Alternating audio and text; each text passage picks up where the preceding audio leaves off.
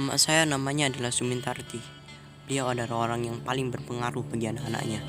Dan beliau adalah pengingat ketika Alpa melaksanakan sholat dan telat untuk ke sekolah. Beliau dilahirkan di Banyumas 20 Maret 1967. Beliau merupakan anak pertama dari 4 saudara pasangan dari Harjo Hakim dan Watira. Masa kecil mama saya selalu dilalui bersama saudara-saudaranya di Banyumas Pringsewu, Lampung. Sifat mama saya yang selalu ceria dan penyayang yang sudah terpancar sejak kecil, dan mama saya gemar sekali membantu ibunya dalam segala urusan rumah tangga. Mama kemudian menuntut ilmu di SD Negeri 2 Banyumas. Setelah lulus pada tanggal 23 Mei 1981, beliau melanjutkan sekolah di SMP swasta PGRI di Banyumas, Lampung. Setelah lulus pada tanggal 16 Mei 1984, beliau merantau ke Sumatera Selatan, lebih tepatnya di Palembang. Perantauan beliau punya niat untuk mewujudkan cita-citanya, yaitu mau masuk sekolah perawat di Palembang. Namun sayang, kedatangan beliau ke Palembang terlambat dan pendaftaran masuk sekolah keperawatan pun ditutup. Dan pada akhirnya, beliau melanjutkan pendidikan ke sekolah pendidikan guru swasta Qur'aniyah di Ilir Timur 1 Kota Madia, Palembang. Di SPG beliau mengambil jurusan guru sekolah dasar dan beliau dinyatakan lulus pada tanggal 2 Juni 1987. Setelah lulus SPG, beliau mengajar di SD, dan di sana beliau sangat disukai oleh murid-muridnya karena cara mengajar yang tidak biasa dan mudah dimengerti oleh murid-muridnya. Ada pada saat di mana beliau punya maksud untuk mengundurkan diri dari SD tersebut. Di saat pulang sekolah, beliau dijaga oleh murid dan warinya, membujuk mama saya untuk tetap mengajar. Kesan yang dalam yang ditinggalkan mama saya tersebut telah bercerita bahwa kasih sayangnya seluas samudra dan sepanjang masa. Meskipun dengan berat hati, mama saya tetap harus meninggalkan SD tersebut karena alasan tempat yang jauh.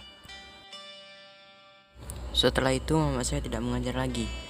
Dan dengan itu, beliau bekerja di salah satu pabrik. Di sana beliau bekerja dengan sepenuh hati, sehingga pada suatu hari dibuka tes CPNS.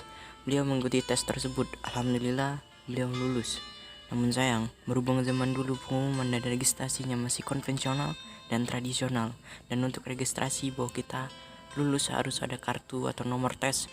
Namun sayangnya nomor tersebut hilang saat pengumuman, yang akhirnya mama saya tetap bekerja di pabrik tersebut.